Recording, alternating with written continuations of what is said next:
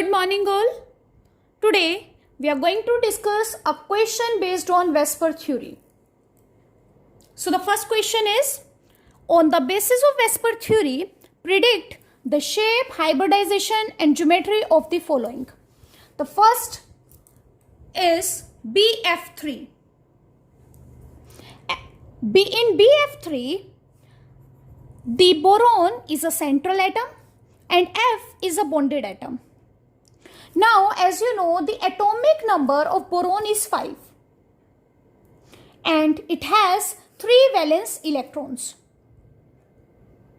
Now, if 3 valence electrons are there and 3 bonded atoms are there, so it means the lone pair will be 0.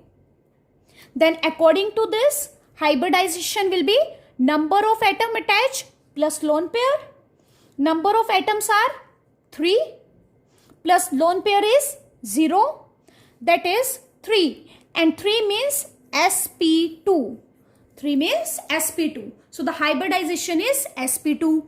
And if we want to calculate the geometry is also bond pair plus lone pair, that will be 3. It means the geometry will be trigonal planar. Now, if lone pair is 0, then in that case, shape will be equals to geometry. So, in this, shape will also be trigonal planar. Next question is SF4. Sulfur has 16 atomic number. It means it has 6 valence electron. Now, out of 6, only 4 are bonded atoms. It means 2 electrons are left. 2 electron means it has 1 lone pair. Now, if we want to calculate the hybridization will be number of atom attached, that is 4, plus lone pairs are 1. It means 5. And 5 means sp3d. Now, what will be the geometry? Geometry is bond pair plus lone pair. That will also be 5. Means it has a trigonal bipyramidal structure. Now, in this case, lone pair is not equals to 0. So, geometry will not be equals to shape. So, the shape will be seesaw. Next is ClF3. Chlorine has 17 atomic number, means it has 7 valence electron. Now, out of 7, only 3 are the bonded atoms. It means 7 minus 3 is 4 electrons. 4 electron means it has 2 lone pairs. Now, let's calculate the hybridization. Hybridization will be number of atom attached plus lone pair. That is 3 plus 2. 3 plus 2 is 5. And for 5, the hybridization will be sp3d. Now, the geometry will be 5 only. That is bond pair plus lone pair. That the sum will be 5. So, according to 5, the geometry will be trigonal bipyramidal. But the shape will be T-shape. Next is BrF5. Again, bromine is a halogen.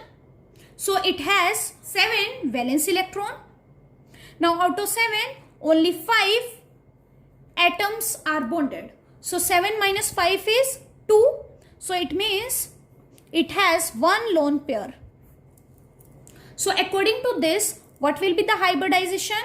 That is number of atom attached plus lone pair, that is 6. 6 means it has hybridization sp3d2, which will correspond to octahedral geometry. Octahedral geometry.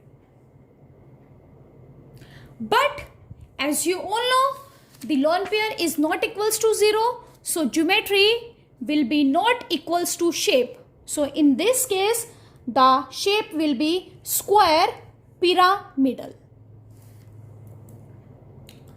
Next is NH2 negative. Nitrogen atomic number is 7. So the electronic configuration will be 2 and 5 plus 1. Due to this negative charge, it means it has 6 valence electron. Now out of 6, only 2 are the bonded atom. So 6 minus 2 is 4. 4 means 2 lone pairs.